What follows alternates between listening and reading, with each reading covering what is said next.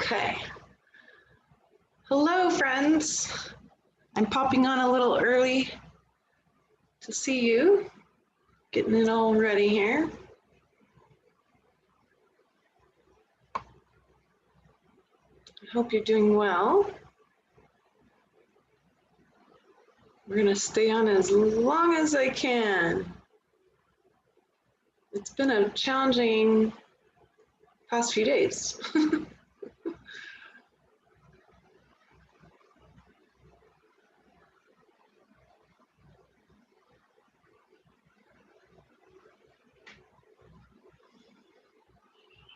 Good. I hope your Christmas was nice. Hi, Jonathan.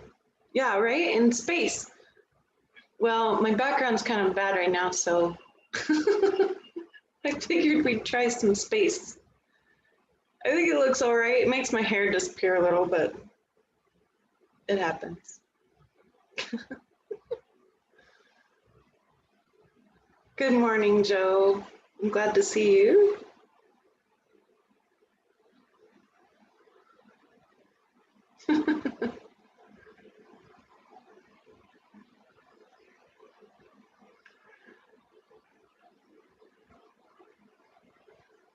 We're just kind of hanging out for a few minutes before the actual noon hour.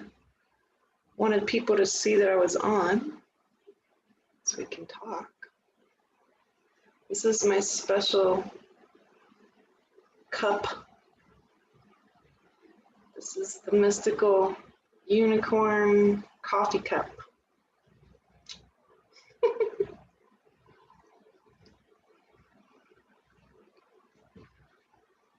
I could only bring so many things to Ecuador, but I brought my unicorn coffee cup.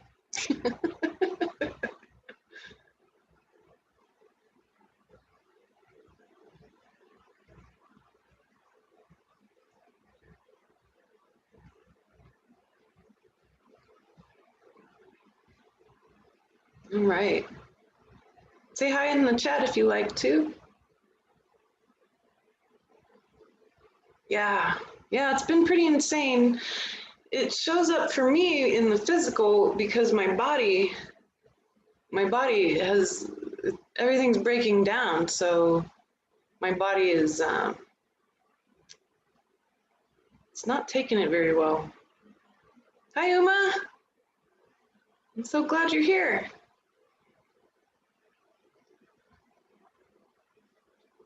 So I've been in a lot of pain. I missed Christmas. I was in bed. I couldn't move. My spine and my neck are frozen. My right shoulder's dislocated. Doesn't look like it, but I'm used to it, so I'm just trying to show up. That's how it goes. Life is weird. We're going to talk about that today, just how weird it's getting. Got a couple more minutes here. Hi, Isabel. I love my unicorn cup too. It's got rainbows and hearts. Everybody needs a fun coffee cup. If you can't stay cheerful when it's all falling apart, it's not going to work.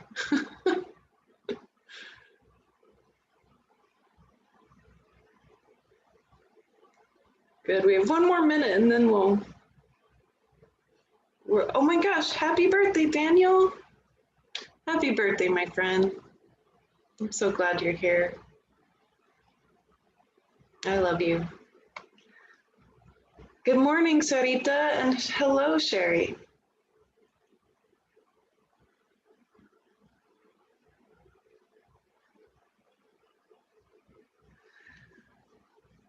All right, very good. It's on the hour, so let's talk. We've got a lot to talk about. I missed our November call. I was moving to Ecuador, and here I am. It's been a month. It's been a challenge. Hardest thing I've ever done. And it's it's the way it goes. I'm just glad to see you, Chris and Lauren. I'm so glad you're here. So I apologize for missing November, everybody, but here we are. I thought I could do it and I just couldn't. And then I thought, well, I'll do it later in December, but we're up a lot higher here and my body was not adjusting very great. And so it's taken me a month to acclimatize. And now, of course, with the energies of solstice, my body's in a further deep reaction. So I am here under a little bit of duress, but I love you guys so much and I want to talk. I'm on as much ibuprofen as I can viably take. So we'll get through this. I'm going to stay for as long as I can. I don't know if I can take 2 hours, but we'll see. I'm just going to connect and talk and share with you what I'm seeing. So, my goodness, my friends, we've gone through this massive gateway called solstice. This one is a doozy. It's the end. It's the end and a beginning. Very important in mysticism, beginnings and endings. And so there's the end. What's the end? Well, we're watching it. It's still continuing. The end is not just an instant, of course. The spin of the energy of 2020 took us down into a state of stillness, and the stillness is still here. I think you can probably feel what I'm talking about. The stillness is still here. And I want you to, if you can, take advantage of it the best you can. Spend as much time meditating as possible. Just be still. Why? Why is this stillness so important? Well, around you, you're going to notice so much shifting and falling apart, continuing to. And we're not out of the woods on that. As optimistic as I am, 2021 and the next 4 years or 5 years are going to be very, very challenging. The ancient structures that have been in place for what, 500,000 years, they all have to go. It's going to take a long time for that to dismantle. It's up to you, though. It's up to you. You know I'm here to empower you. It's here, the stillness is connecting to your core, your soul, your Sushumna, the stillness of light that's in you, the source energy that defines you, right? And that still source energy, it wants to merge with all of the other stillness. It wants to be still with everything. And so let it. Stay out of the way. Let your ego dissolve. It doesn't feel good, guys. It burns. It hurts. I'm not surprised my body's in a mess today. It's just the way it goes. It hurts. The stillness wants everything that's in movement to stop, right? That means your worrying, your mind, the constant swirling of feelings that all of you empaths feel, the deep gut level and body level energies, right, that want to stop. It wants to merge so that it can reconfigure. If we call this solstice something, let's call it what it is. Let's call it the end of the experiment in consciousness. We proved what we needed to prove. What was our hypothesis going in millions of years ago? All of you were involved. If you're here on this planet, you were involved. You've been involved. You've been involved creating and co-creating the whole of this experiment. 500,000 years of amazing, amazing events. Miracles and tragedies, victim and tyrants, worthlessness and arrogance, scarcity and abundance. We've co-created all of this together. so that we could prove something. We had a hypothesis millions and millions of years ago. And our hypothesis was, is everything truly made from love? Is everything truly made from love? My friends, we answered it. We answered the hypothesis. We did it. We did much more than create a theory. The answer is yes, but more so, we ended up proving a law of nature, a law of consciousness. You see, what is a law versus a theory? Everyone thinks theories are bad. That's not the case. Theories are hypotheses being answered by evidence, right? But a law, without a law, existence can't function. So without thermodynamics, existence in this universe can't function. Well, we found a new law. You did. I did. We did it together. There's no one above anyone else in this particular advancement. Everybody gets this chance, this opportunity to dismantle and create a new configuration in a new experiment. The platform of the experiment has not been defined. But we have this law now. We have a law, and that law says this universe source, which creates all things, is love. It's not fluffy, happy love. It's hardcore, holy cow love. It's love that says, can I look into the darkest of dark and still find love there? And that's what I've been practicing for over a decade, maybe more, if you want to look at anthropological non-judgment as part of that.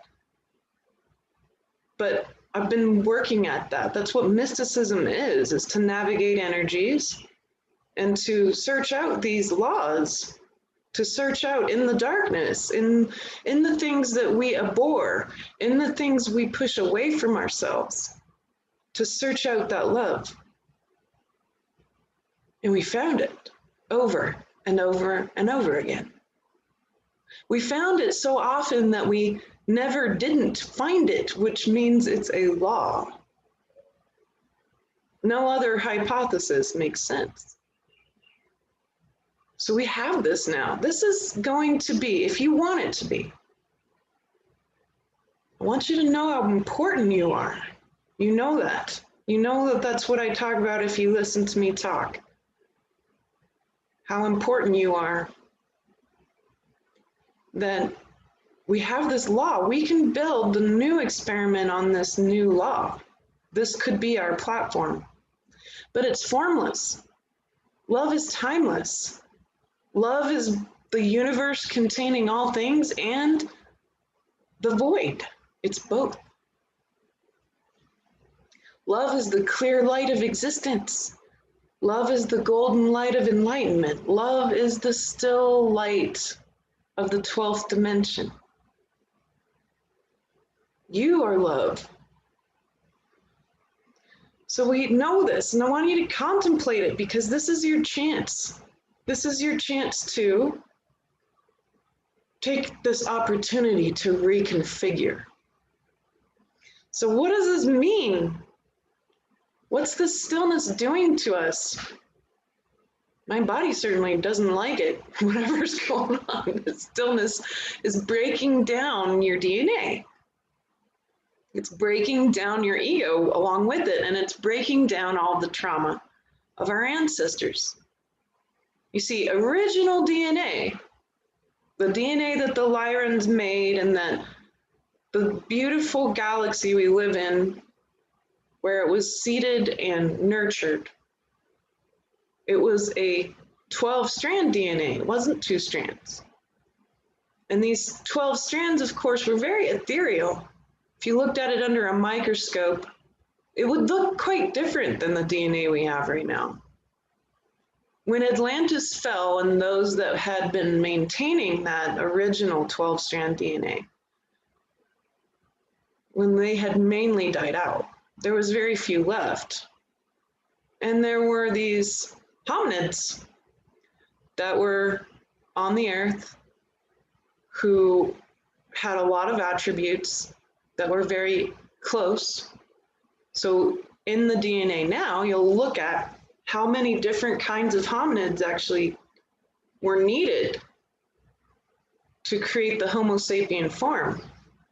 We have the Denisovans, I probably pronounced it wrong, Neanderthals, all sorts of different, and we're finding new ones all the time, and we're finding them in our genome too. Well, the DNA had to be cobbled together. The patriarchy was coming. It needed to be cobbled together. And it really was a masterpiece in recreating what was possible. We didn't give up the whole experiment after Atlantis fell. But we needed a way to up-level consciousness systematically. Some people call it ascension, right? Ascension is really a different term, and you've heard me probably say, no, ascension, blah, blah, blah, but in this case, it's very real because the DNA is like a ladder. When you really look at it, it has two sides, right? And all these rungs. Well, those sides were helping to make sense of polarities and duality. So if you were willing to reconcile each of the polarities along the ladder of DNA, it led you to what we've all had this capability, the embodiment of the 12 dimensions.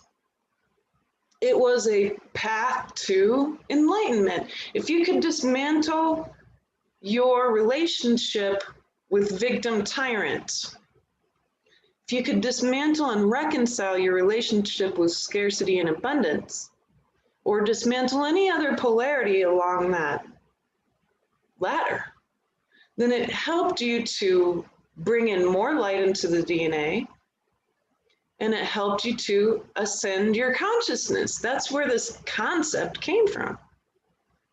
Now, the 12 dimensions, of course, are always accessible, and we're blocked by our ego and trauma. And your soul's light wants to help you. It wants to burn away in one direction while your consciousness meets it so it can be one in all dimensions. And it's not most of the time. It's not. And sometimes people get part way and they'll be like totally comfortable in the 8th dimension and they don't want to go anywhere. They're cozy. There's nothing wrong with that. But they're missing an opportunity. And that opportunity was actually very hard to come by all these years. No more. That's the big change. No more. Be willing to dismantle all of the polarities within you at once with the stillness that is available. It's not done, like I'm trying to say. That gateway was the beginning.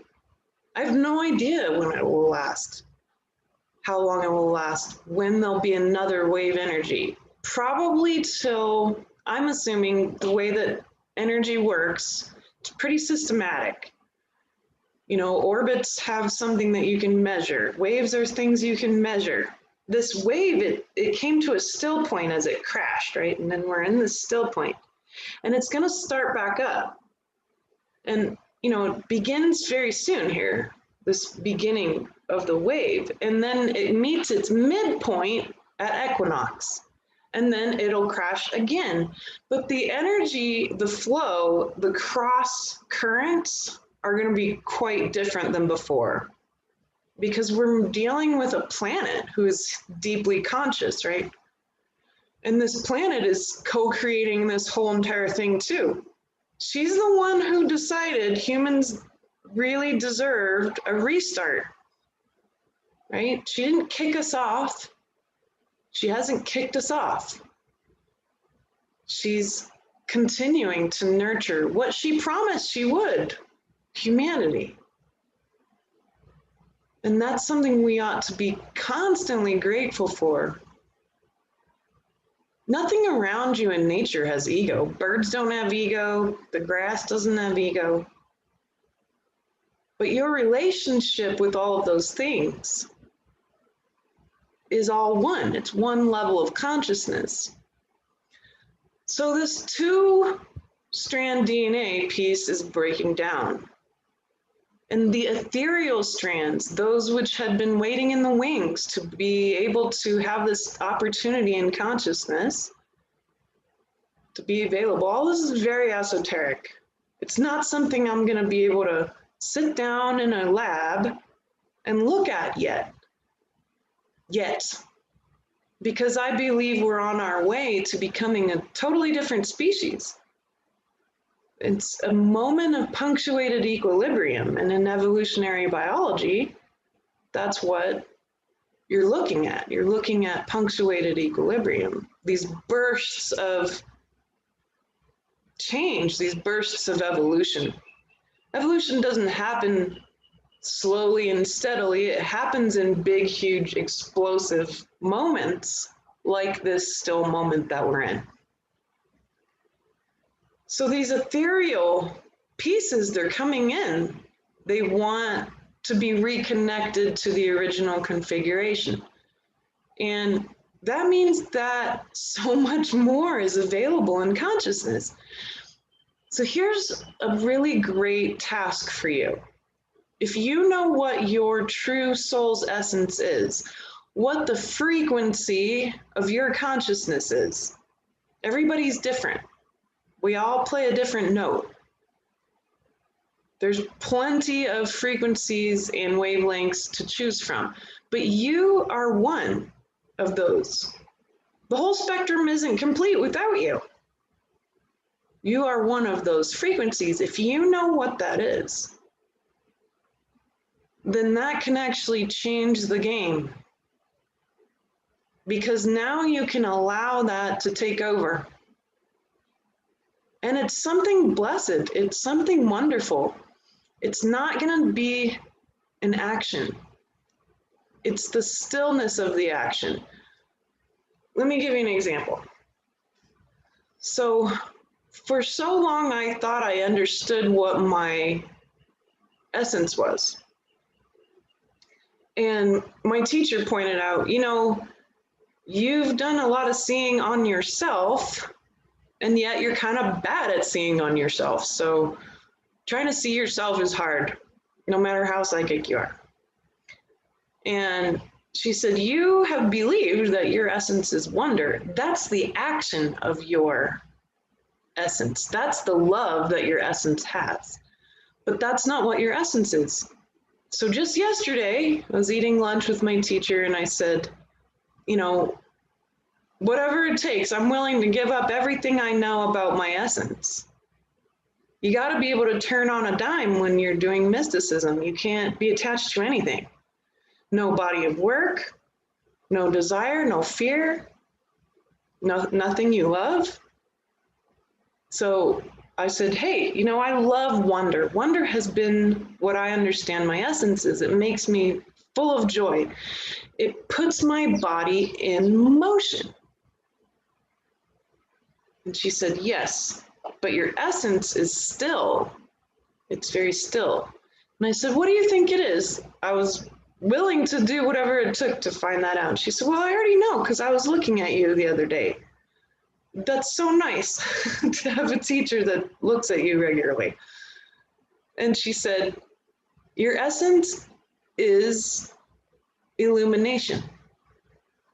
She said, when I look at your soul, I see a spotlight. I see a spotlight. And when you put your attention on something, it illuminates it in its fullest. And suddenly my body became very still. And I thought, wow, I have never felt that before. And I kind of felt ashamed, like maybe I didn't deserve such a wonderful essence. That's great, because that means I was triggered. And if you have something that shows you your own worthlessness, like being told how immense and amazing your essence is, it's humbling, but it helps you to find any structures of worthlessness that want to shift, right? So you got to find it in your body. So it pops up for me. It makes it available then, that worthlessness, so that I can shift it and move it. So I can merge with it and process it, dissolve it. But nonetheless, illumination, and it made sense to me. It made complete sense because my whole physical being, my DNA, resonated with it into a point where I was still, where I didn't have to move about trying to find anything. And the outcome of illumination, in my case, because the universe is love, is wonder. I shine my spotlight on a person, on a situation, on an object, and I say, look how wonderful it is. Look how wonderful your crazy life is, and you made it this far and you're alive. So wonder is the outcome, the act of love that illumination has. So with that, think about the essence of your soul and how it feels in you. It ought to be still. It ought to feel still, right? So this is very special. It's spectacular. It's a moment that you get to allow that pure light of stillness and source to take over, and you get to gift it to the rest of consciousness. You're not separate from me. I'm not separate from you. These are the gifts we can give now. Originally, we had to put 90 ancient templates of wisdom into DNA so that we could inhabit this planet and not be completely ignorant of reality. The 90 ancient templates are everything from understanding pain to being able to understand domination and subjugation, to knowing about joy and being awake, or even anger. All the healing and all the love. These are things that are written into the DNA that helped us to establish humanity on this planet. That way we didn't have to start over with completely empty DNA that didn't have any wisdom in it. That's why they're called templates of wisdom, right? So these templates of wisdom, there were 90 of them. Well, that's been something we've been using to really try to get through all of this patriarchy, all of this tough stuff, all of the subjugation that we faced, men and women equally. We've been using those to get by. But you guys, your essence is a template of wisdom. You can gift it to the whole of humanity. Your essence is a template of wisdom.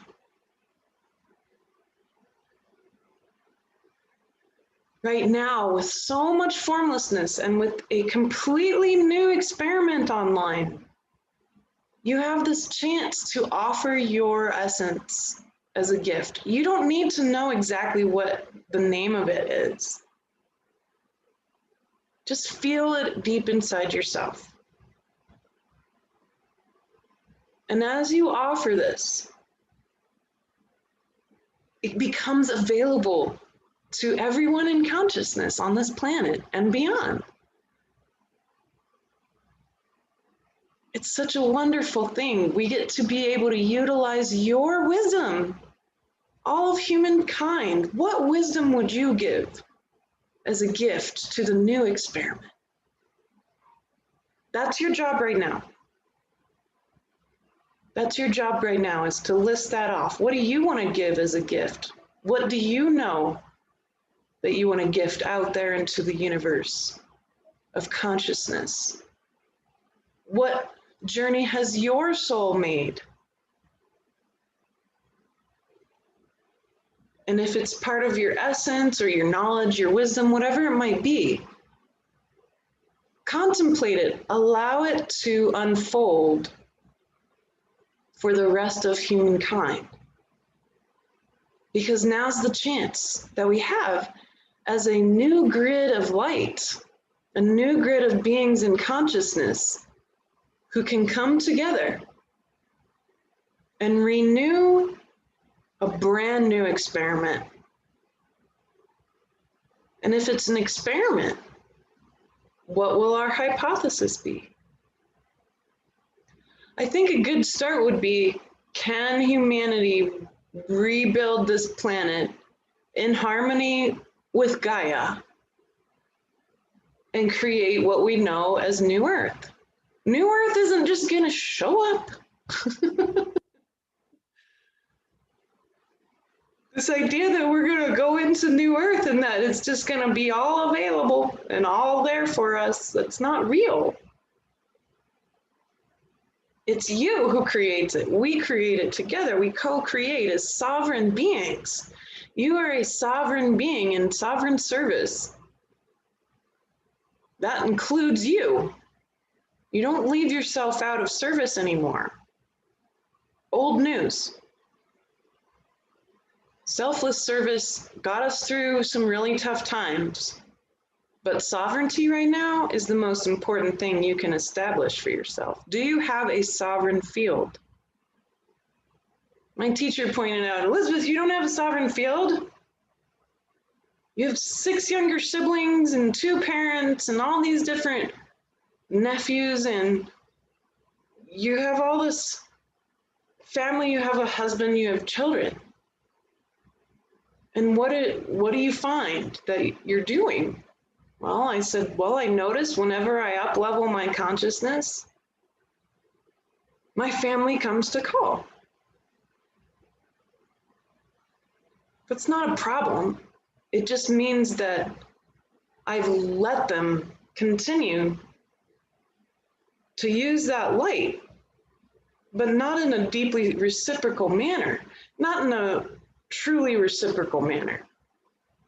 So think about that. What arrangements can you create that will help you to create a sovereign field?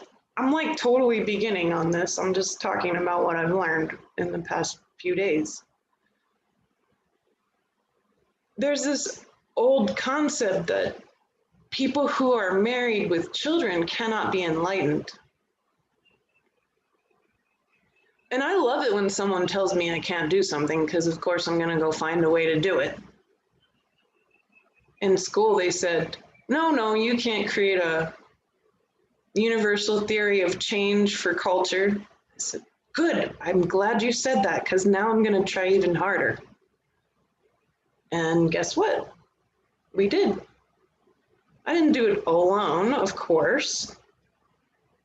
So do it with your family. Say, all right, fam, how are we going to create more sovereignty? Hey, if you need something from me, we got to have this equanimity between us. We've got to have a good energy exchange. Start there.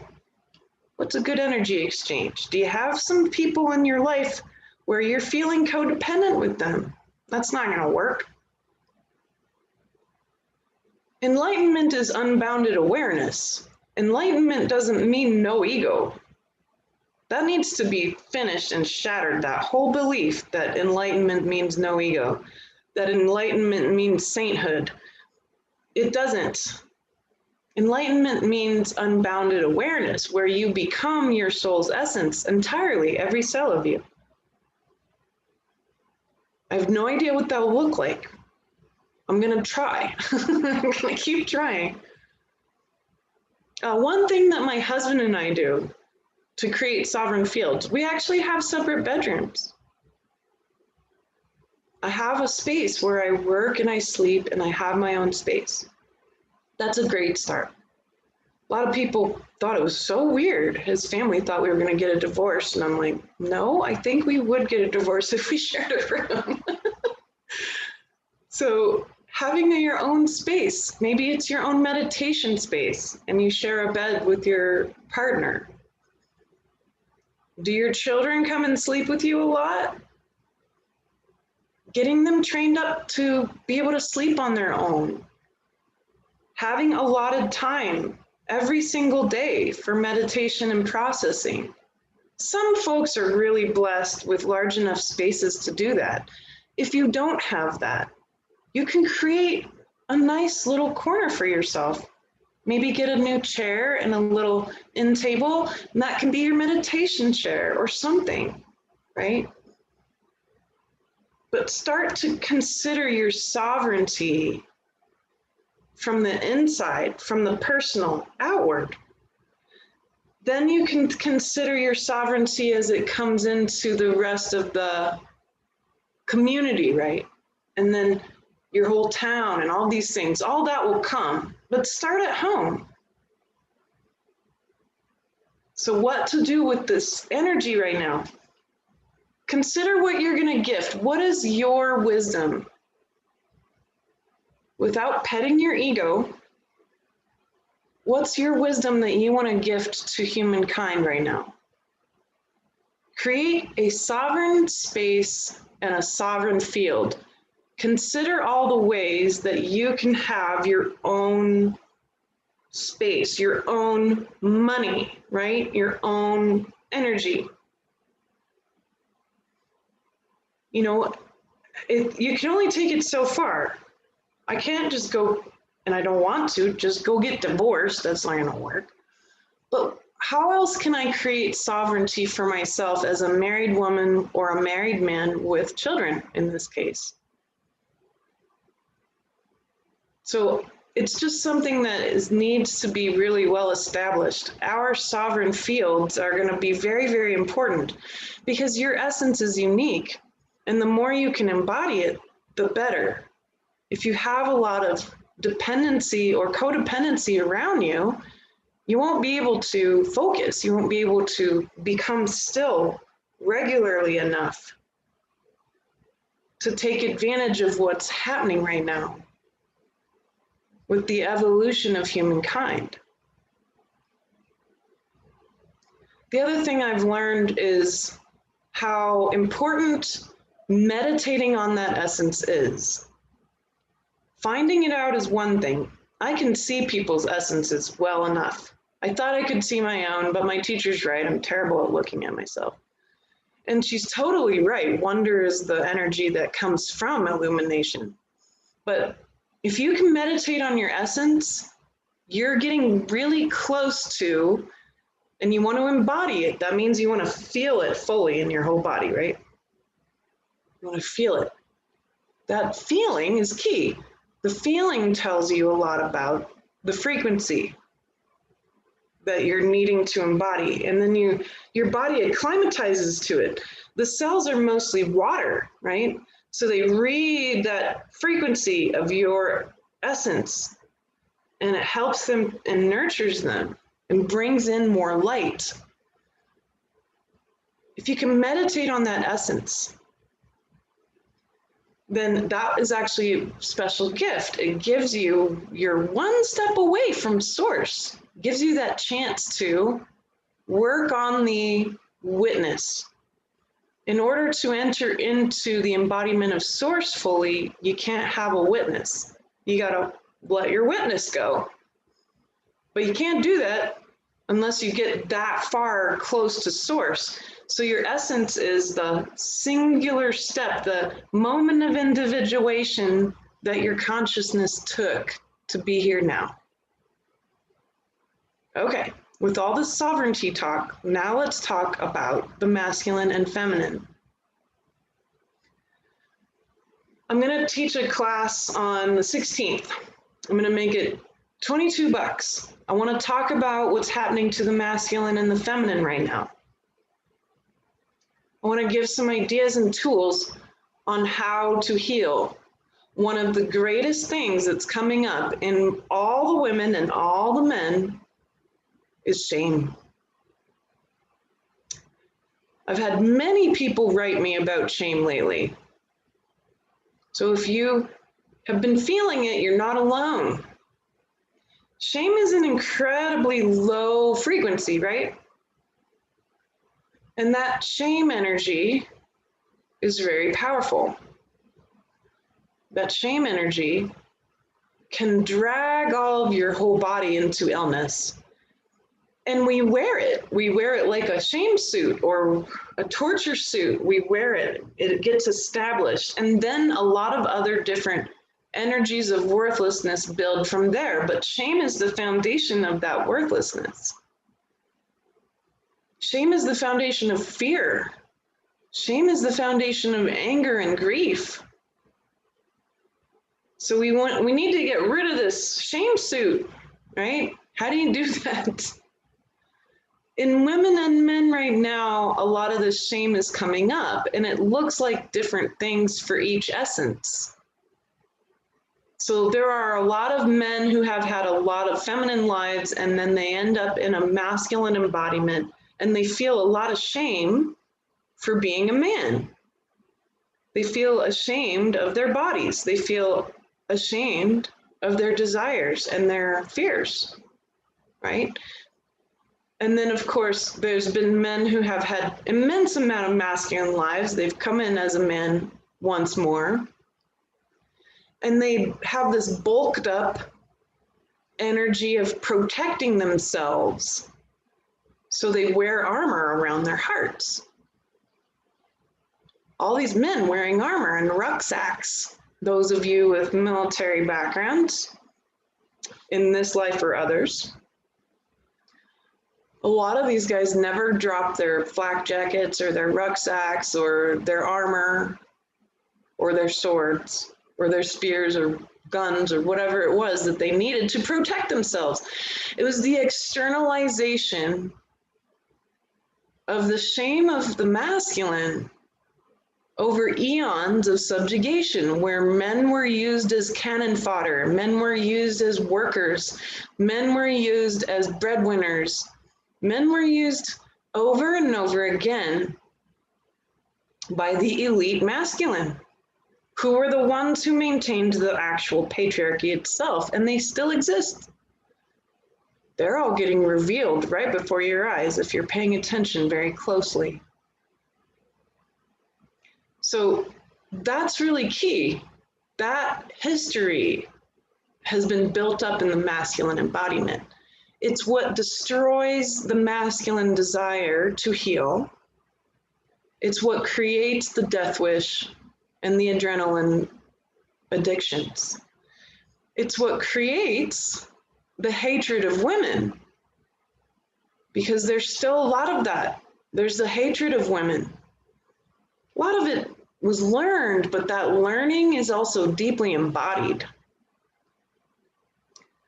So there's a 1/3 rule with both masculine and feminine, and it especially applies to the masculine right now. What third are you? If you're a man right now, what third are you? The first third may be offered wisdom or nourishment of the soul, right? Because the greatest pain of the masculine is existential starvation. They might be offered nourishment, and they will throw it back in the person's face and say, too little, too late. Too little, too late. The second third are willing to receive it and perhaps even consume it. Existential nourishment is a path towards healing. I'm going to discuss some of that on our class. What exactly is the existential soup that nourishes especially the starving masculine soul? It's not quite what you might think. Well, some might be willing to consume this, but they're not going to share it. They don't feel confident enough to share it. They have a hard time. Maybe they've tried to share it and they got shut down. And it's just so hard. It's such hard work. The last third, they want to consume it. They want the light.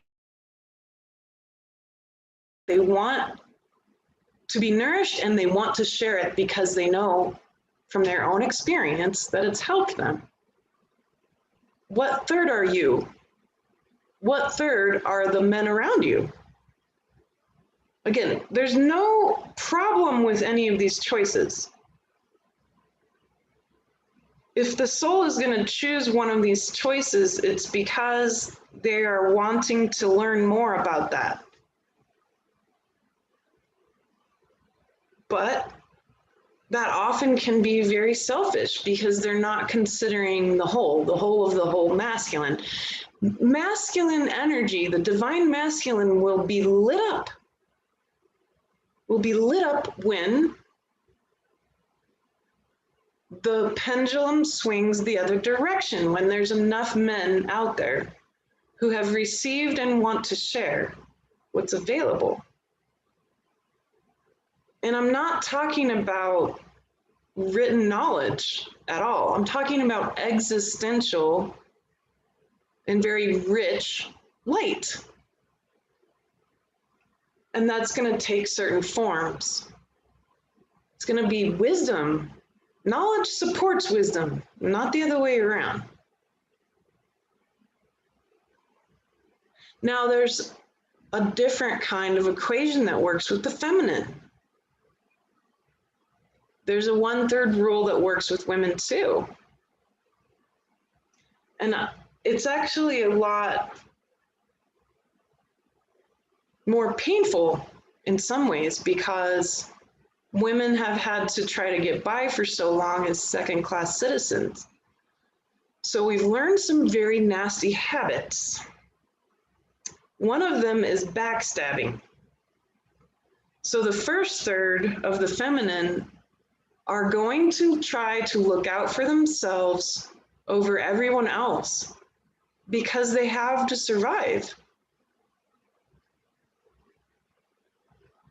If a man reached out for enlightenment, he might actually have opportunities to do that. But when women have tried to do that during the patriarchy, we got our heads chopped off or we got burned. Didn't look very good for us to go try to search out enlightenment, which is why most enlightened beings up to this point have been masculine. All that's going to change. I don't see why we can't have enlightened men, enlightened women, enlightened families, enlightened marriages. By golly, why not? Why can't we have it all? It's up to us. We're the creators of the new experiment, right? So 1/3 of women are going to do what's called basically horizontal aggression. They're going to look out for themselves above all. They'll refuse to look at their own tyranny. They'll often find that they are in constant victimhood. And when given the tools, they won't do the work to get out of those polarities. They won't do the work. They'll blame. They'll externalize because that's what they were taught to do to survive. And the men too, they were taught to do the same kind of stuff that we were just talking about so they could survive. This isn't anyone's fault. It's just what has to be dismantled. The second third of the women might use the tools. They might receive the nourishment and the tools, but they won't share them because they're too afraid of their own reputations being too woo-woo, basically. And why wouldn't they think that? Why wouldn't they be afraid to be too woo-woo? When women would come out with deep philosophical ideas, we were told we were hysterical. You must be on your period. Right? When men would come out with the same ideas, they'd get freaking awarded. They'd get, seriously, literally, awards. It was a woman who actually saw DNA first in the microscope, and the guy who she was working with took the credit and ended up with the award. She got completely left out of the whole thing. How many stories do we know about that, right? But the women, they're afraid. They're afraid to share the tools. And so they don't go far. They might use them for a while, and then it peters out because they get caught back in that whole same rut that the patriarchy taught us, that the power over paradigm taught us. The last third of the women are going to say, well, I don't care. I don't care what you say. I don't care that you say I can't create this theory. I don't care. I have a drive. I have something in me that wants to ignite consciousness. Those are the two sets of masculine and feminine who create the doors of the new earth, and they will open them together. The feminine and the masculine will work together to open in equanimity. Those of you, and you're one of them, if you're here listening to me jabber on about this, you're one of them. You're one of the last third that want to share this stuff, that want to bridge the esoteric and the scientific, the physical and the spiritual, that see past all the masculine, feminine facades of the most painful, ashamed masculine and the painfully ashamed feminine, and sees people's souls for what they are. That's you. So here we have our chance to ignite consciousness. It only takes those last third of each of the divine masculine and divine feminine to do this igniting of the world. That is going to be part of our new experiment too. How fast can we ignite people? How can we draw light out of the darkest of circumstances and the most traumatized of people? Can we face that first third of the unconscious feminine and the unconscious masculine? Can we face them without judgment? Can we love them unconditionally anyway? They might be tyrants, and still they play a role. They show you what you don't want to do, or what you don't want to use, or how you don't want to navigate this planet and these realities. But there ought not to be any judgment, ever. Judgment is your discernment being run through ego and trauma. So judgment's not going to be handy at all because it distorts your true discernment. It distorts it. We don't need that. We need discernment, and your body can give you that. Your brain, your heart, and your gut can give you that discernment. So that's what I see right now. This is where we're at. Yeah, there we go. Uma's pointing out too. Same with Lady Young. She worked and wrote and discussed, and Mr. Young got the credit. Yeah, so I think it's very poignant to consider this. And so notice shame, that's the first thing. It's one of the heaviest energies that'll be showing up at the moment. Among others, shame is going to sound like a lot of self-hatred. Shame is going to sound like a lot of worthlessness. It's going to come from your childhood. It's going to come from your teen times. There's going to be linchpin moments in your life where that shame created a physical energy around your embodiment or in your embodiment. So that is very key to notice that. What do you do with this stuff? What do you do with the density? What do you do with the worthlessness? You gotta walk right into it, my friends. You gotta go right into it. Okay, how do you get out of a burning building? It's the same idea. You walk through it. You gotta get through it. How do you get to the other side of a waterfall? You walk through it. Does it feel good when you're doing it? No. But you'll embody all of the learning. Then that kind of frequency won't have power over you. If you're willing to merge with it, you bring it closer. You bring it closer and closer and closer. Closer and closer. And you feel it. You feel it in your body, right? Your body has this incredible skill called the emotional body. It's integrated into your whole system. And it tells you when you are in that light, when you are finished merging with a difficult energy, when you're finished with shame, it will tell you. And it's going to burn, burn, burn, and hurt, hurt, hurt. That's how you know you're on track. So my suggestion, let's say cultivating says the waterfall dunk sounds fun, heavenly. Light the waterfall on fire. That's the kind of thing we're talking about, right? So when you pull up these really difficult feelings, it hurts. We avoid them. And if we go into them, if you walk through the waterfall of fire, it burns for a while. But what is it burning away? It's burning away your trauma. It's burning away your ego. And then you won't be afraid of these things. After a while, you'll find the heavenly part on the way after. So when you get through it, there's a lot of pressure that happens. There's a lot of pressure that happens, like walking through the coals, Daniel says. Yeah, exactly.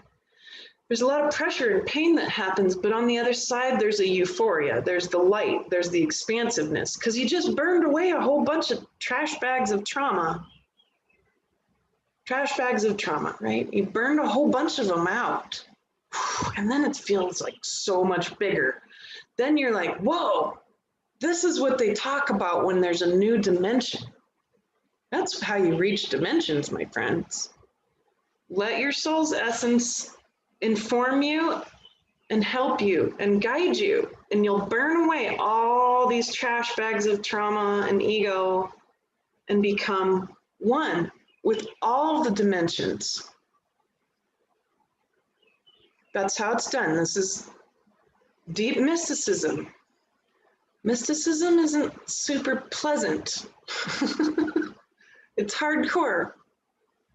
It's hardcore, but it's the fast and furious way of embodying enlightenment. Being enlightened with your mind is only, that's old news. That's how they used to do it. Now we get a chance to enlighten the body. That's why we're coming into a time of punctuated equilibrium in the evolution of our human species. So this is very key to making sure you can do proper emotional processing. You can't turn away from the scalding pain of the burning pain of the ego and trauma needing to be dissolved. That's the way. And that helps you to merge with all polarities, reconcile all darkness and light into the most beautiful aspects of oneness. I like what cultivating is saying. She's saying, I'm assuming you're a female, my apologies. Forgiving, releasing, and clearing. All of this is good, but I'm going to say to switch it up a bit. Try a little bit of a different way. Merge. Become one with. Don't release it and clear it and dismiss it. Merge with it, and it will never come back. Merge with it and become one with it. If you want to only hang out in love and light and not discover the base of reality, which is true love, then you might release and clear a lot, because that will be comfortable for you. It won't be painful. Nothing wrong with that. but you won't find your embodiment will fully clear because it has so many particular patterns of consciousness under pressure that need to be fully discovered. In the discovery of that, in the opening of the trash bag and merging with all of it, that is very uncomfortable. But it doesn't come back, and any reaction to it, any triggers around whatever that energy is, shame, for example, it doesn't come back because there's nothing left in the structure of your DNA and your embodiment for it to hang on to. So I find a lot of people will clear, they'll clear and clear, but they don't really get to know those trash bags. So the hooks come back, the triggers come back, the trauma gets continued to be pulled on because it wants to be burned away. It wants to be dissolved into oneness. Again, this is the fast way to embody dimensions. And I can't get into the details at this moment, but I have taught lots of classes about this kind of stuff, and I'll continue to. I think forgiveness is wonderful. It's a burning sword. You can cut a lot of binds and ties and chains with forgiveness. But sometimes it's not your job. Sometimes the people or the events that happen to you, maybe it's not your job to forgive them. I've had clients say, you know, I can't forgive that. Then don't. Who said you had to? Sometimes forgiveness is perfect. And it does help to burn away the trash bags. And sometimes it's not the thing. Sometimes you can't. You just got to merge with the discomfort of what's occurred in your life. And everything's available in this lifetime. You don't need to know all your other lifetimes. All you need is what happened to you now. So I want to highly recommend trying something as part of your equation that you might use to help you attain these beautiful, more high dimensional states of consciousness, right? Recapitulation. To recap your life in detail. Right now would be a great time to do that. You're in the Northern Hemisphere, it's all winter, and it's a good time to go internally and really discover, really discover how to pick all the little bits and pieces you need to know out of your own life. It's all available to you. Everything that's happened to you is exactly of your creation so that you could get to this moment and say, all that was full of wisdom. I want to glean it. I want to be finished with the past too, but good quality recapitulation can help you. Go to my teacher's website. She has a whole program called Recapitulation, and her name is Lucia Renee, LuciaRene.com. And if you go to her website, and Cultivating's right on the money, she talks about 3 things that basically gave her that boost up to enlightenment. Again, unbounded awareness, not the end of ego, but continuing to chip away at ego with unbounded awareness makes it a lot faster, right? And so Cultivating says meditation, yes. So meditation, emotional processing, oh, thank you, Daniel, and recapitulation. So I used to always say, if you do those first 2, you're well on track. But then I didn't do the recapitulation part, and she just told me, you got to do that. You haven't done that. That's really important. I started doing it. I'm like, oh, geez. My timeline looks like a crazy fest. But she's right. Everything I need is right there in my life. So those 3 things, those really help. Emotional processing can be done a lot of ways. But the one I like is the fast and furious kind. where you merge with stuff. The outcomes are deeply profound. So she teaches that too, and there's things available on that site. I can also teach you myself. My friend Meg Archambault, if you go to soulworkforwomen.com, she doesn't just work with women. She's available for the masculine too. She can help you to reconcile many, many polarities. Pamela Wilson teaches processing as well, and she has a very gentle methodology for those of you who need more gentle, because I tend to take a bit of a warrior stance. I'm like, all right, we're gonna burn through this ego, guys. We're gonna chop down some of this trauma and we're gonna merge with it. But Pamela Wilson might be a gentler option.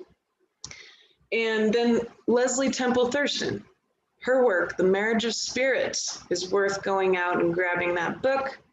She teaches about the reconciliation of polarities too, all of which we've got to do right now. Do you want a different set of DNA? Because I sure do. I sure do. We've got to be able to dismantle and reconcile into oneness every single one of those rungs of the ladder. It's going to be great. I love you guys. All right, so Meg's on here. So Meg, maybe you can put your website, would you? Thank you. Work with Meg. I process with her. She helps me so much. And her essence is dignity, guys. I mean, you can't want for a better space for healing. We've done interviews here on my channel too. Look at the New Earth Conversations interviews. I have multiple with Meg. I have one with Lucia as well, and some other amazing, brilliant, mind-blowingly enlightened people. So Chris has a question. This is question time. Let's dive in. But I want to back up and just, I love it. I love you cultivating. I love that you are going in and cradling your fear as a child. See, that's beautiful. Yeah, that's what you do. You got to go hang out with your traumatized selves, right? You go find them and say, hey, little me. If you do recapitulation, you'll be able to do that really, really deeply. And you take them into your heart. You merge with all that, what they've been through, and you bring them into a different space. It's deeply powerful work. Again, I'm here for you. Others are too. Meg, Pamela. Lucia's not doing that work at the moment, but what's available and what she has taught already will help you as well. Wisdom is found through pain. Absolutely. Absolutely. Pain is light. I'm in like crap tons of pain right now. But I'm always in pain, and it just kind of, depends on how bad it is. I have Ehlers-Danlos syndrome, so don't look it up. It's super depressing. But I've learned how to turn pain into light. And you know what? At the solstice, I said, what's some wisdom that I would offer humanity? It was how to turn physical pain and emotional pain into light. And I want to do more talking about that. I want to teach about that this year. I want to show you how to do it too. It took me this whole time, I'm 38, to figure that out in the past few years. And it's changed everything. I can do this kind of stuff and still be in pain. So yes, incredible wisdom. Moria asks, when a person breaks through to a new level, how do they learn to navigate that new space and layer of experience, especially when there's no familiarity? Great question, I love it. This is called acclimation. So just like what happened to me coming to Ecuador, it's no different. It happens to you emotionally, it can happen to you physically, mentally, spiritually, right? So I came to Ecuador. I'm up way, way higher than I was when I was in Kentucky. And at first I was like, this is great, because I was so excited, kind of coming off the terror and the high of moving my whole family, and realizing, oh wow, I really got to get used to this. And it was at every level: spiritual, emotional, mental. I'm speaking another language. I'm in a new culture where I don't know all the rules. And then, of course, physically. And it was the physical one that hit me like a truck, right? So what do? You got to hang out in it. You got to you got to stick with it. Don't give up, because it gets better. You might get to a higher place and it'll feel great at first. And then you're like, oh, wow, everything feels so different, and it doesn't always feel nice at first. The burning is acclimation, right? The tiredness. You can't do emotional processing 24/7, 365 days a year. You've got to acclimatize to the light that's available. A lot of people will watch this kind of stuff, not just for me, but lots of people. And this happens to me too. I'll listen to like a teleconference from someone, or I might listen to whatever. I'll get a transmission from my teacher, and I'm like, my brain's just shutting off. I'll just fall asleep. That's totally normal. Your body needs to acclimatize. What do you do when you go up to 9,000 feet on a mountain and you can't breathe? You just sit, you meditate, you rest, okay? And drink a lot of water. It doesn't matter if it's emotional acclimatization. It doesn't matter if it's physical, spiritual, or mental. The same rules apply. Rest, contemplate, meditate, rest, and then drink a whole gallon of water. Right? So that's acclimatization. And what happens is then you acclimatize and then you can integrate. That's what the contemplation is for. Contemplation is not a mental activity. You're not using your mind to contemplate things. Instead, you're putting it in your field. And your field is very big, it's intelligent. And you let it unfold. And that's when you'll be able to integrate it, when it unfolds and it makes sense. Oh, that's why I'm here. Oh, that's how I got here. Okay, that's what this place is about. And then you get to embody. So when you embody that knowledge and wisdom, then those frequencies, the light available, that's when you get to be in that nice, happy state that everyone calls being happy for no reason or bliss or whatever. And then you'll plateau. You'll get used to the bliss. You'd be like, I've been high as a kite for a month and now I feel normal again. Great. Now it's time to see if you can find your way to the next dimension.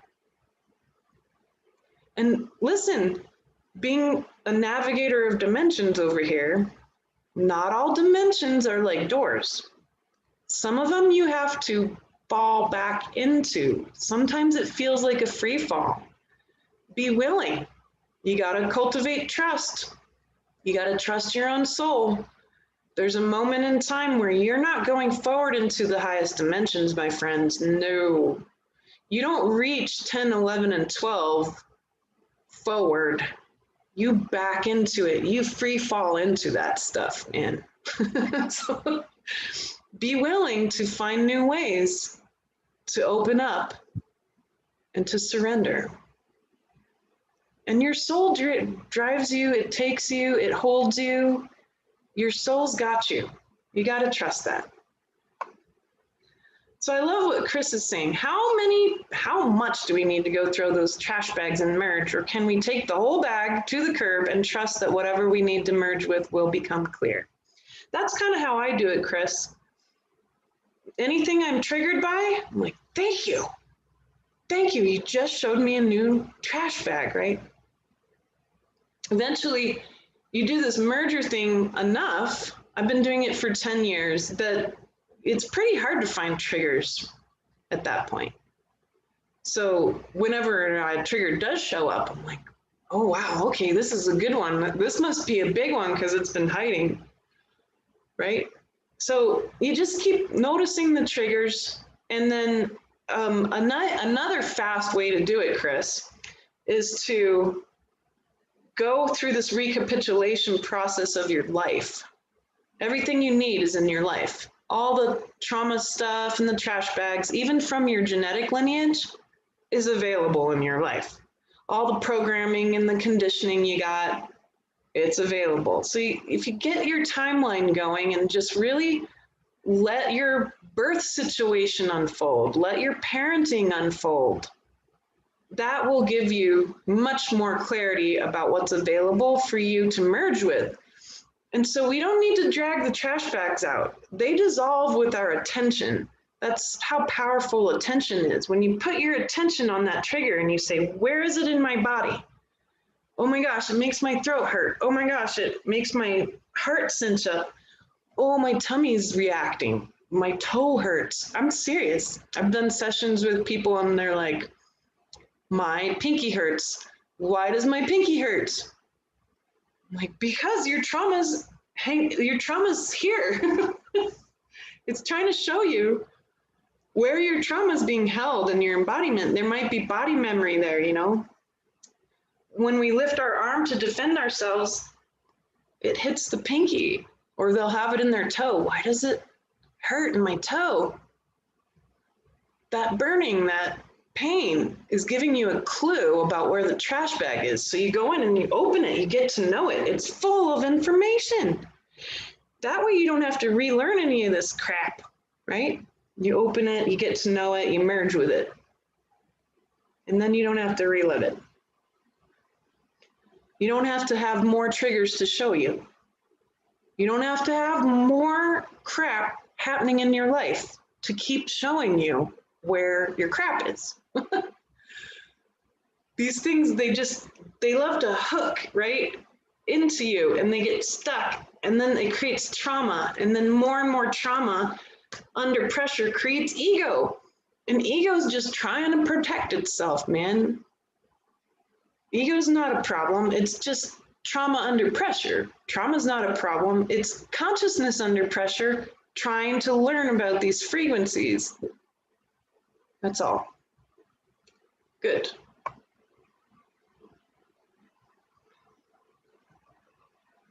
So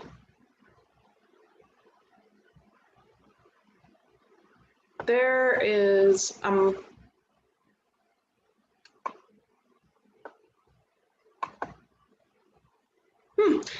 there's a few websites that people are trying to put up and it won't let me. So I'll put them up and in the notes after when the replay comes on, okay guys? Because the YouTube, I'm live casting through Zoom onto YouTube, and it's not letting me show you these websites in the chat. So my apologies, Jessica and Meg. So Jose is asking, how do you merge with emotions? And that's going to be very systematic. You got to find how the emotion shows up in your body. A lot of people are cut off from their body. They function from the head up, and that's exhausting. You have a whole other set of brains. You have your heart and your gut that are wanting to help you, right? And you have emotion in your body, and we are not taught this. So think about a time where someone shamed you, since we're talking about shame. Think about a time when someone shamed you, right? And how does your body react? Mine gets hot. I feel the heat of the shame show up in my shoulders and in my chest and in my face. And instead of trying to get away from it and saying, nope, I'm going to go focus on something else. I focus in on how it feels in my body. And then I say, you're welcome here. This is okay for me to feel this way.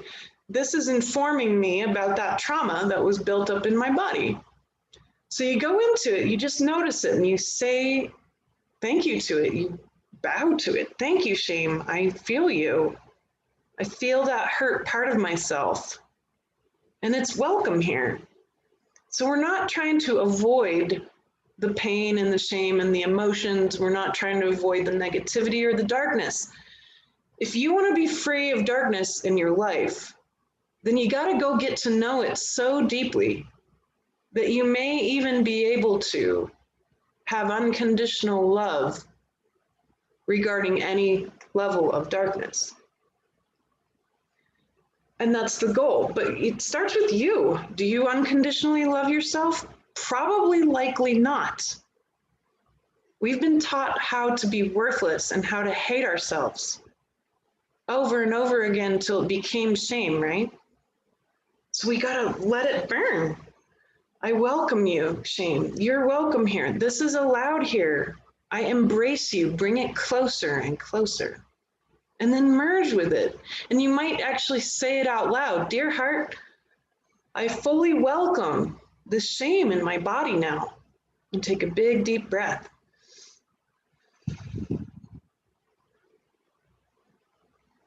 And it moves through you like a burning waterfall. And then you go again and again to find the difficult emotions. You're not done if you go through all the difficult ones and you can't think of any that you want to burn through anymore, then you got to turn around and go look at all the stuff you love. That's actually one of the hardest parts. Can I merge with my attachment to my children? Can I merge with my attachment to fill in the blank?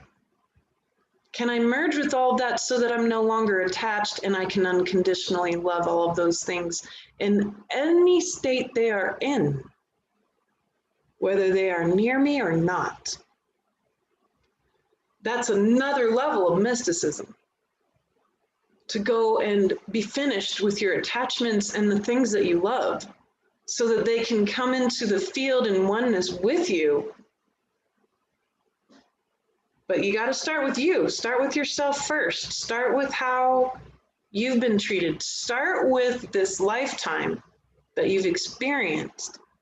It's got all the juicy tidbits you need to help you with any of the dense stuff, any of the dark stuff. And later you can process the light too. That's true oneness. In the 12th dimension, there is no dark and light, my friends. It's all still light, still white light. And that's actually the source of all things. And it's only pure love. So Daniel says, yeah, so those of you who are trying to put these .com websites on, it's blocking the websites. And so don't worry, I'm going to send out a replay of this and I'm going to send all the websites too. And I might just spell them out so that they don't get blocked by your emails, okay? So if it looks weird where I name it out and it says dot.com, that's why. It's because it's getting censored. And it's just because the YouTube system, I guess. So Daniel asks, our DNA is sovereign, right? I would love to hear your thoughts about the encroachment of science into our own sovereignty. Yeah, your DNA is sovereign. It is an incredible technology. It belongs to you. And your DNA is as unique as the frequency of your soul. So you don't want anything to mess with that. That's why things like genetic modification, and you can list off quite a few things, some of which I can't because of censorship. But that big list is something that's quite horrible because it really does change and affect DNA. So does stress. So does a crazy society that's oppressive. That causes changes, epigenetic changes in the DNA that are terrible for you and cause disease and illness and you name it. And then people just want to die, or they have a death wish energy. It looks like addiction. It looks like that little voice in your head all the time that says that you ought to just die. That's not your fault, guys. That was engineered that way. So here's my take. How do you protect it? Let's take medicine, for example. Much of medicine is turned into a giant blanket that says, well, we're going to include all of humanity in this one blanket statement. And that's just lazy. That's lazy science. If you were to compare you to me or to anyone on this call, your biome is unique, your brain wiring is unique, your metabolism is unique, your DNA is unique. The best medicine is personalized medicine, which is becoming ever more popular. And there is a wave of doctors and therapists out there and scientists who understand that the sovereign personalized medicine is what will help people the most. Does it take more effort and time? Yeah, it does. Yeah. And that means that big blanket solutions, they don't work because it doesn't help everyone, ever. Never in science has any one blanket anything helped anybody. That's why a one world governance or things like that, it's not gonna work.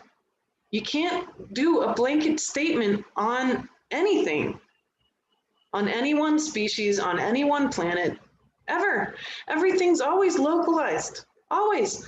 Culture is localized. Human beings don't physically live at a global level. We have a consciousness that grasps, a global consciousness that grasps how immense this planet is, yeah. But you don't live and function at a global level. You just don't. It's impossible.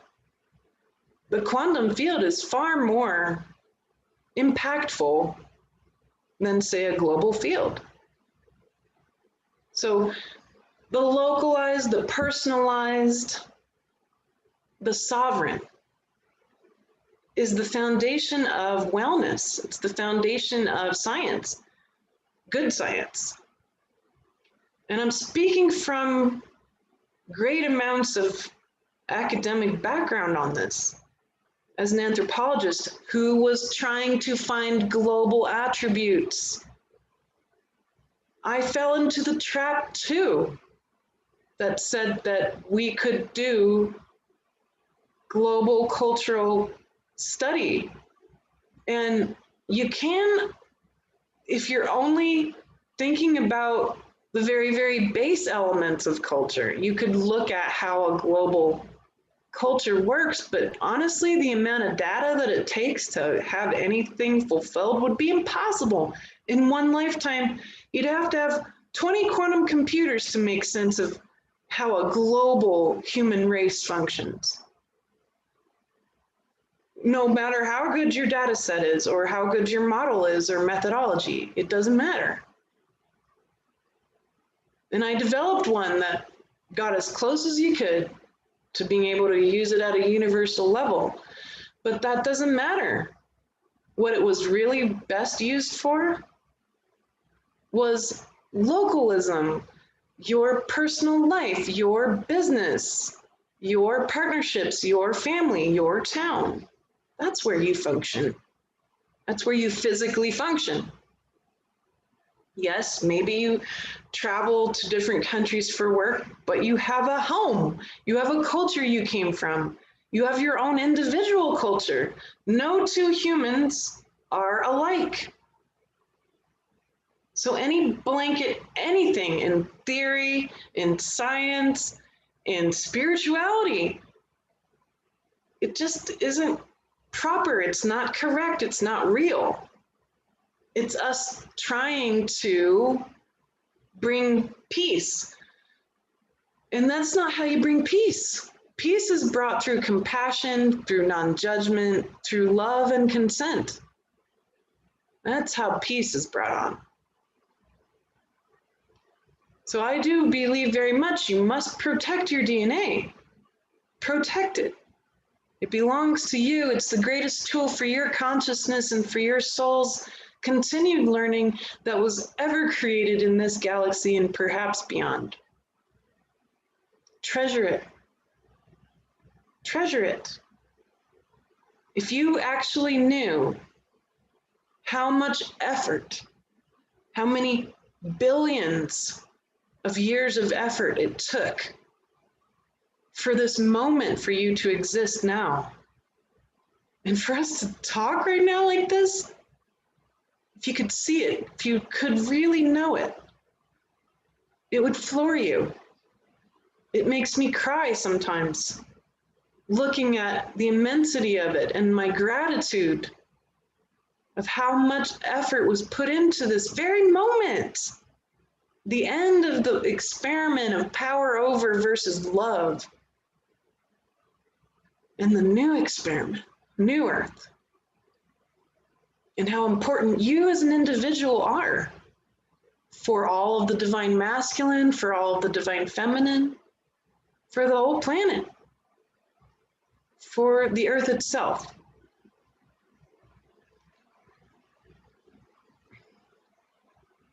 So I'm not sure when the recapitulation class will be available. I'll ask her. She's my neighbor now, so I'll tell her that I mentioned it and that it's something that people would like to work with. And I think she's waiting to have some audios cleaned up for that before it gets put out. So that's something that I think is going to be useful to you. But in the meantime, you can at least just get started with your own timeline. And so that'll be useful to you. All right, my friends, my body's getting pretty tired, but I'm willing to answer a couple more questions. Are there any other questions that are showing up for you right now before we build a pillar of light? We need to build one for Madagascar. They've been going through a terrible drought, and that whole country was originally part of an ancient continent called Gondwana or something like that. It's a very fascinating name. And I think it's Gondwana or something like that. But that whole continent was a very, very ancient one. And Madagascar is incredibly unique. But they're suffering right now, and it's very difficult to find answers about what's happening to them. And they're in a big drought at the moment that's just killing a whole lot of people. It's terrible. So we can help.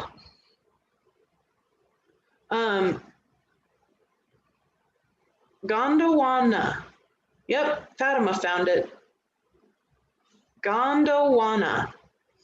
So worth meditating. We've built a pillar of light out there near Madagascar before in the ocean.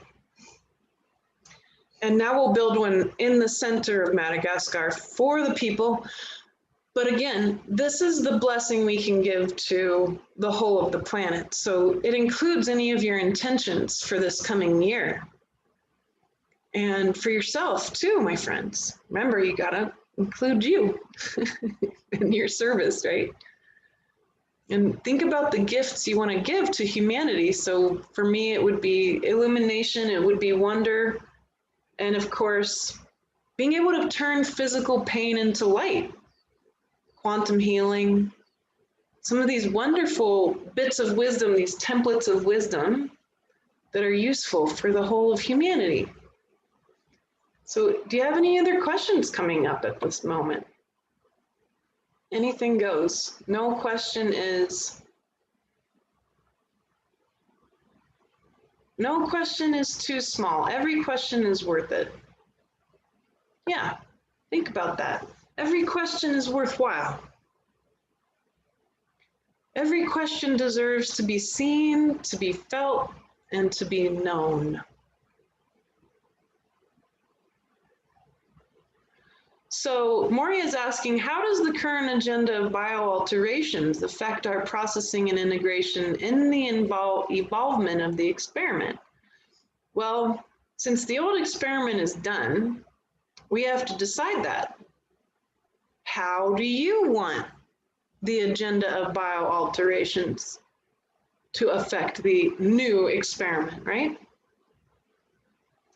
How do you feel about that, right? We co-created all of this, y'all. We didn't stop and say, oh, well, this is going to happen to me.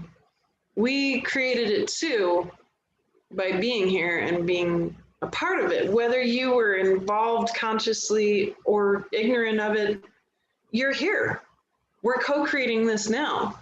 Take that personal initiative and decide, what do you feel about that? When you decide how you feel about it and what you want, that emanates out from your embodiment, right? That's what sovereignty does. It pumps light out into the sovereign field of source, which everyone's part of. So if you say, well, they're just going to do it all without our consent and it's just going to happen to us. Really? Is that what you want? Oh, this is just going to happen. It's a new normalcy. Is it? What do you want a new normal to look like? If someone asked you at the very peak, tippy top of power, what do you want? What is it? What is it that you want? Decide. Now it's the time for your sovereign field to inform the field. You don't have to have anything happen to you. You are a co-creative being. You're a creator being created. A creator being created. That's how powerful you are.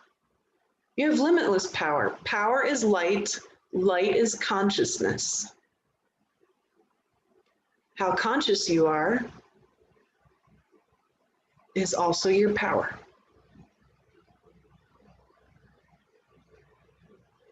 Jesse asks, could you describe a window into the experience of surrendering to our own essence and its new earth expression?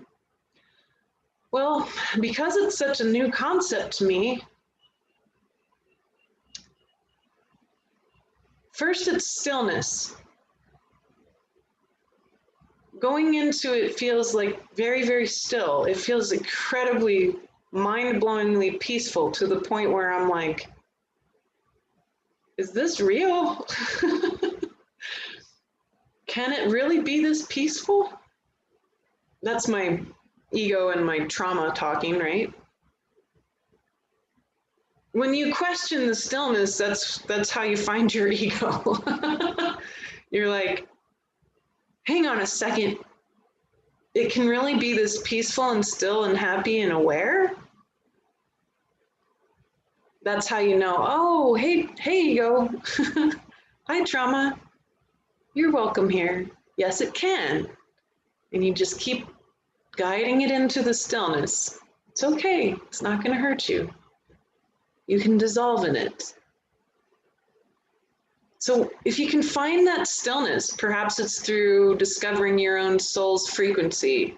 Maybe you need a seer to help you. I've got your back. Maybe it's something else that helps you to find that stillness. But it is in stillness from which all things arise. And if you remain in the stillness, it illuminates you. It fills you with light. It fills you with conscious power. And it feeds and nourishes everything around you. And then you don't feel separate from anything. And it's a very cellular level. So I don't feel separate from anything anymore because I've practiced with it. But being able to then hang out in the essence of you, that's the little moment in time that Source said, I want to be Jesse. I want to be Elizabeth. I want to be Daniel or Nanette or Meg. And that's the true you. And that's the moment that you can say, who are you anyway? Who are you? The great grand question of enlightenment. And then you keep going and you find, oh, I'm Source. Who is Source? And then the witness self dissolves into that stillness. And it's difficult, but to be still when there's chaos around you is an incredible gift to the rest of consciousness. It's a gift to the chaos because it helps it to settle so it can be seen with clarity and understood with clarity. Not by just the mind, but the whole body. So that's the best answer I can give on that one.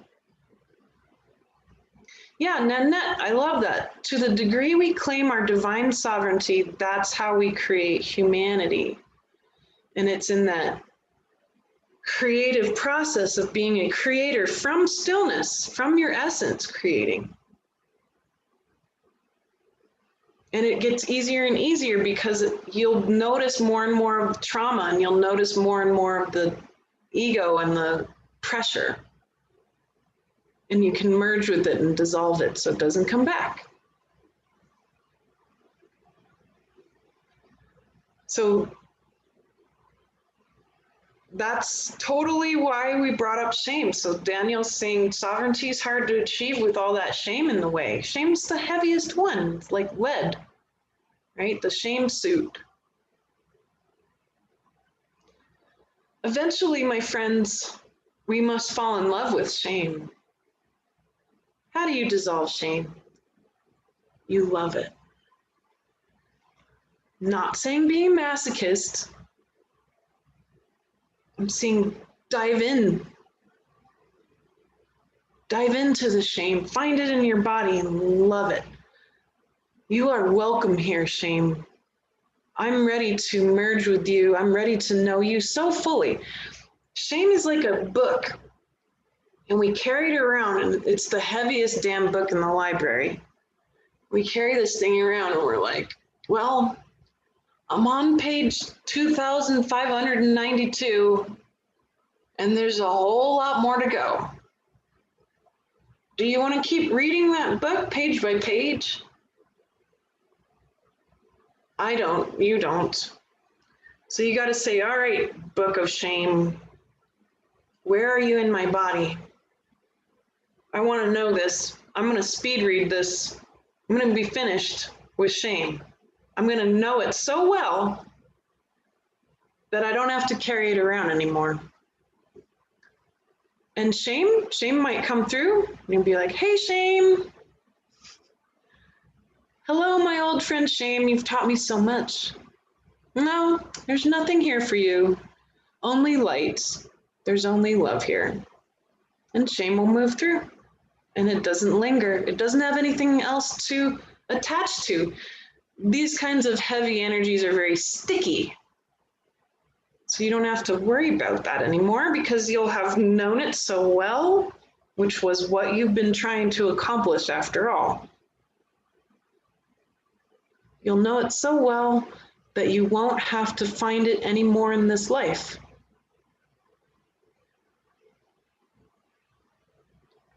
That's the blessing of this process. The tools are the same. Merge with it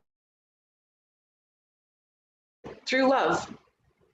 Eventually, there's no energy that you can't fully know and merge with and love, because it turns out this whole universe is love. And by you acting in that consciousness, by you becoming the library, which is love, there is no opposite to love, my friends. Love is the whole thing. That's what we discovered in our experiment that just ended. I know it sounds kind of nuts. Love the shame. That's why they call it a narrow path. That's why there's trapdoors. You don't end up in these states of consciousness by any normal means. You've got to fall back into it. You've got to surrender. And you get the things you want from that. You get to be free of the shame. It's actually an incredible gift to have shame, to know it, to understand it, and to know you have it. That means you're not ignorant of it. And there's so many souls on this planet who are simply ignorant of what they're feeling. And they are continuing to have piles and piles of trauma stuck to them, weighing them down, making them ill, causing them to want to die or check out.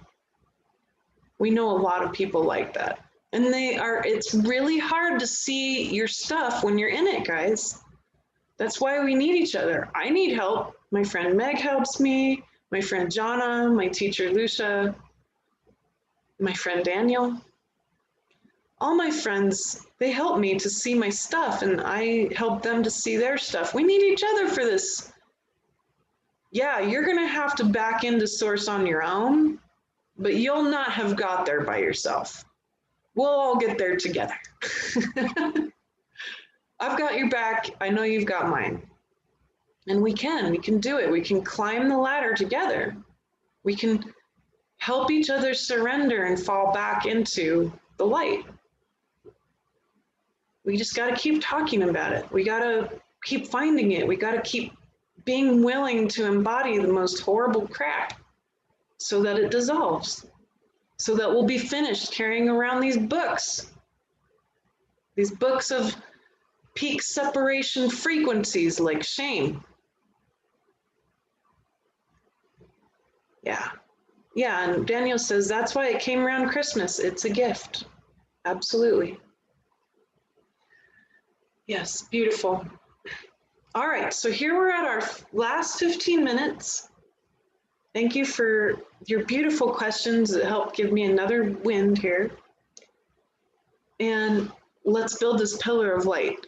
Once you know how to do it, it's super easy. Once you know how to do it with me today, then you can do it anytime, especially with people. The more people that build one, the stronger and brighter it is. And I'll do some seeing with it. So those of you who might be new to it, we're going to project energies and intentions from the mind, the heart, and the gut.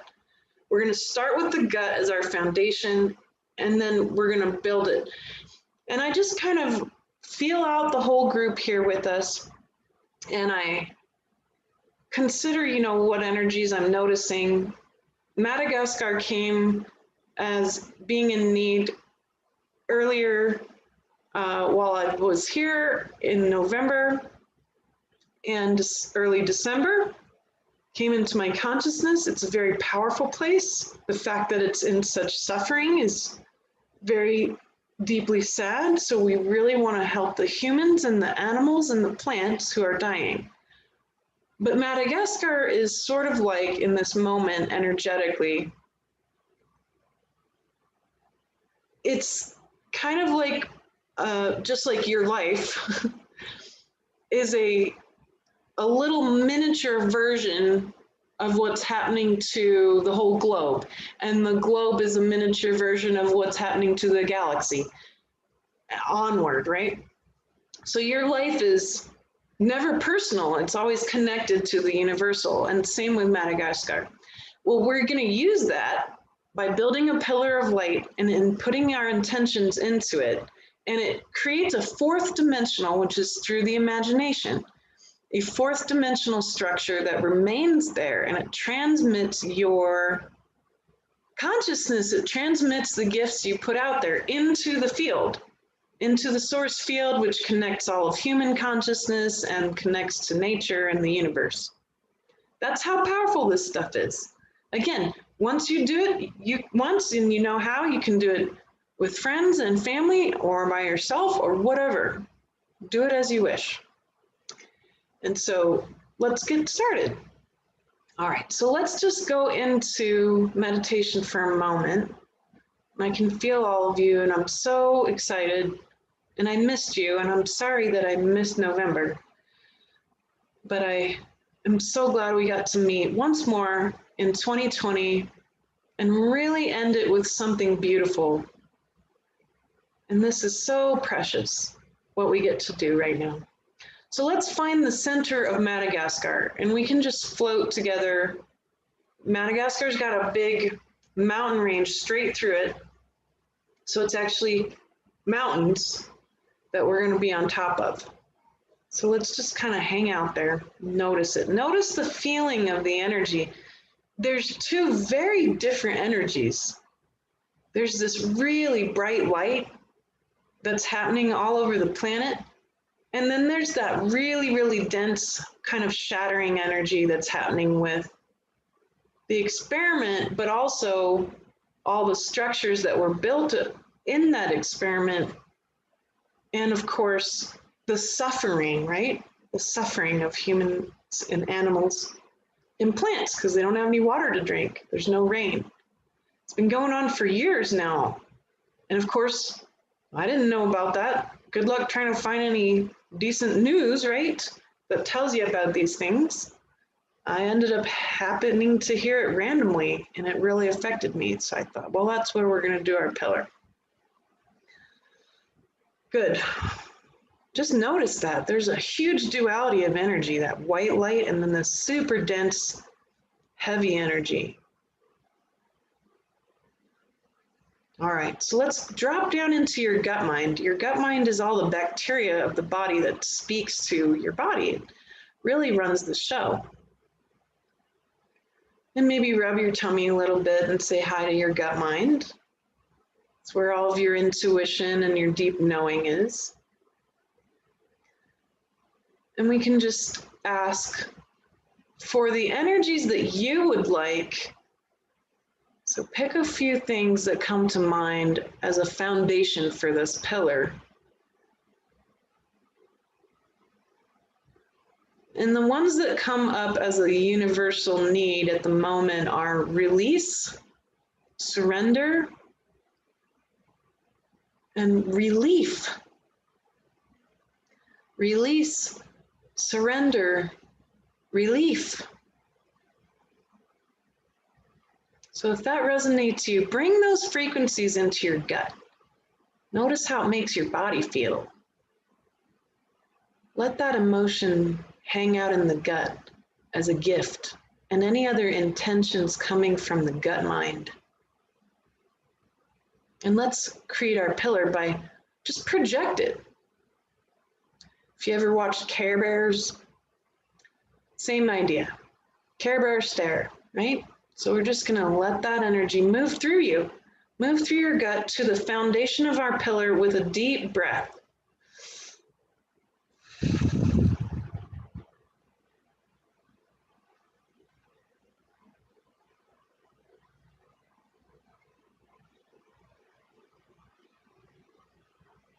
Whew, that sent this crazy sound through my ears. And it's this bright, broad sound. And then I see gold light with a core. It's quite tight. It's this gold light that's nice and tight, and it spirals up, and it's spiraling in a counterclockwise. And then there's this beautiful, rich, red, deep, deep red heart, this core of it that's there in the center. And that moves up into a transmitting energy. Wow. Good. All right, let's come into the heart now. So maybe touch your heart, bring your attention there. Notice what wants to be gifted from your heart to humanity and those that suffer in Madagascar at the moment.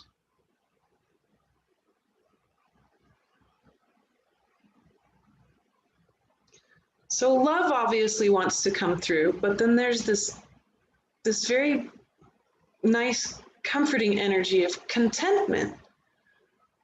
Matches quite nicely with relief. So contentment is coming up. And then there's courage, the courageousness of humanity.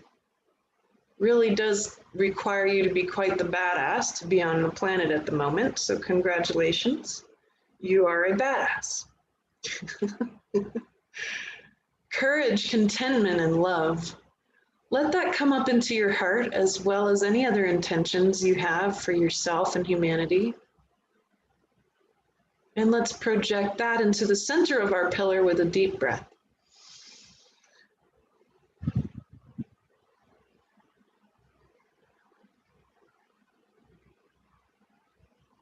Wow. So that added another tone to the frequency I'm hearing, and it created a harmony.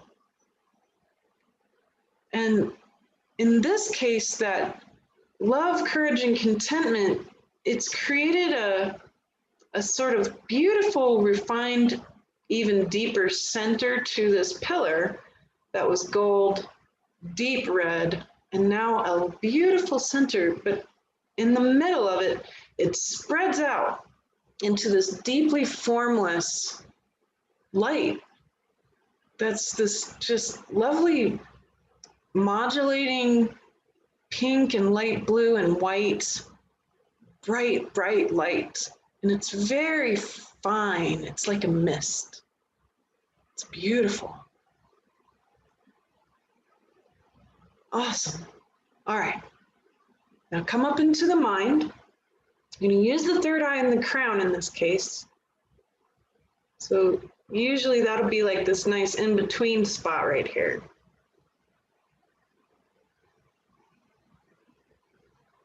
Yeah, so I'm actually being reminded of something kind of funny. If you take your fingers, right, and you put your fingers on your third eye, and you go 1, 2, 3, 4, and they're close together, right? It leads you to your hairline. And then if you do another 4, 1, 2, 3, 4, it's 4 more up, and then you do 1, 2, 3, 4 for a third time, there's your crown. So it's exactly 12 finger widths from your third eye to your crown. Super trippy. And it's for everyone. So if you're, doesn't matter what size your fingers are, exactly 12 finger widths. Well, that's a little clue. It's a clue we've left ourselves. And you'll find weird symmetry like that all over the body.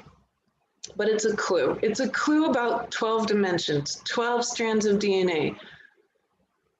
12. 12 when you numerologically add it up is 3. 3 is the basis of the golden ratio. The golden ratio shows up in the body as 3, 6, 9, just like it does in everything you'll ever look at. The golden ratio is one of those very cool clues in reality, in the universe, that leads you to realize everything is one thing, the source field, right? And that's one of the gifts I'm being asked for us to put into this pillar, a reminder that we have access to 12 strands of DNA, 12 dimensions of the whole universe, all the way to source. The whole golden ratio. 3 is the core. 6 is division, replication, duality, polarity. 9 is the universe. 9 times any number, the added sum of that number is always going to equal 9. So these clues are everywhere, and humans are super good at noticing this stuff. So let's give it to them. Let's give it back to them. So many people are not aware of their universal nature or source. And yet it's there in your body. It's built right in. Let's give that back. So what do we say we project the 12 dimensions? It doesn't matter if you've embodied them or not. You're aware that they're there. Your soul moves through them to get you here to the 3D and the second D and the first D. Your soul wants to be part of all 12. The body wants to do it too, because it's so immense, because it's so connective, while still remaining conscious, right? So we're going to project the 12 dimensions of reality, 12 dimensions of consciousness, of light. And remember, each one is unique. Each one is needed for this reality, for this universe to exist.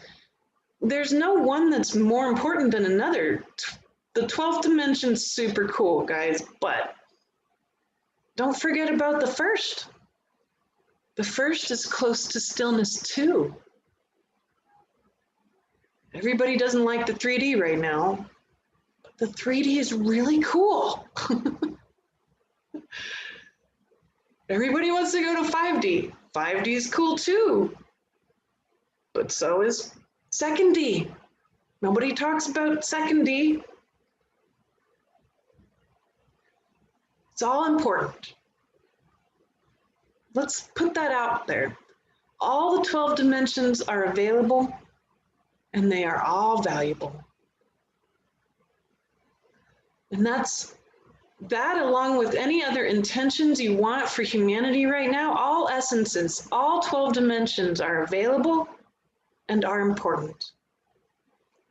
It's the call out to each soul. You are important right now. Don't give up. Take care of yourself. Take care of your consciousness. All the essences, all the souls, all of the dimensions, they're available and they are important right now. So just pull that up here, just however that feels. Let it be here. And any other intentions you have. And with a deep breath, let's project it to the top of our pillar.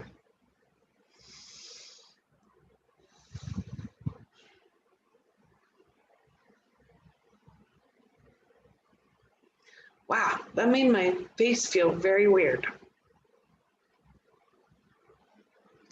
It also makes me have vertigo. And it's just so bright. It's all white light now. It's very still. Let's hang out in this stillness for a moment.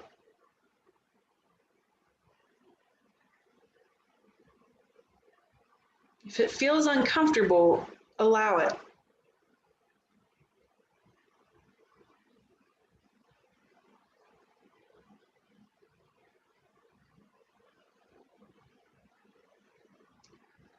Wow.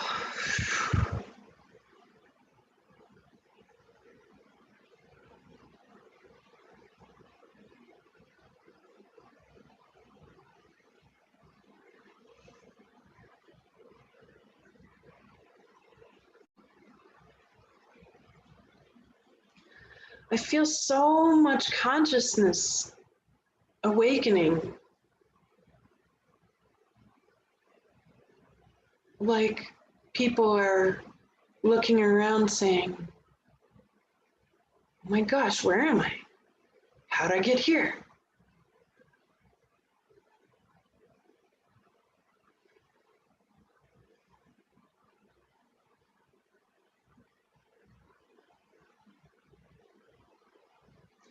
And I can hear there's a 3-part harmony that's very loud. So perhaps some of you can hear it and feel it too, but its frequency, and it's around the stillness, it's not in the stillness.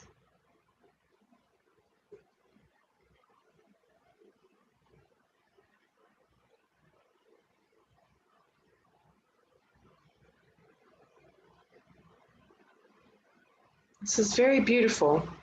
I don't know, what the outcome of this is. Every pillar is different, but we've just done something really, really big, whatever it is. And we do every time, but this time I've never projected that before, the 12 dimensions and how important each essence is. So that's new. But it does something very special to human consciousness. So let's play with that, shall we? I think it was one of the gifts of the day. It's worth meditating on. It's worth spending time in. There's nothing to know about it, and the knowing comes later. You got to feel it first. Let it reveal to you who you are. What is your essence? Why is it so important?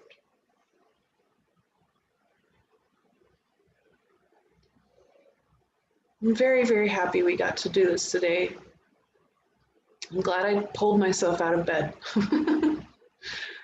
I'm really grateful for you. I love spending time with you. I know it seems kind of one-way-ish because we're on YouTube, but I just really appreciate you. I really appreciate what you're doing and how hard you work. I appreciate how important your essence is. As we come into this new experiment, we're doing it together, my friends, and I wouldn't want to do it any other way, only with you. And I love you so much, even if we don't know each other. That's the gift of being a seer. I see more information than the average person, so I can still be in love and be in wonder of everything that I see. Even if I haven't met someone, it doesn't matter.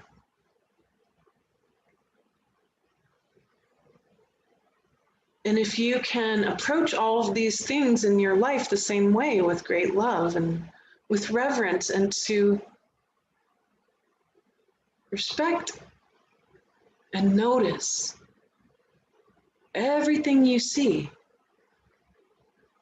no matter how dark or strange it is, no matter how psychotic it seems, notice it. You are a co-creator of this planet. You came for that reason. That's why we're here right now talking.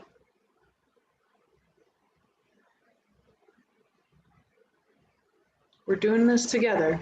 We're in it for the long haul. And we have each other. I love you guys. I really appreciate you.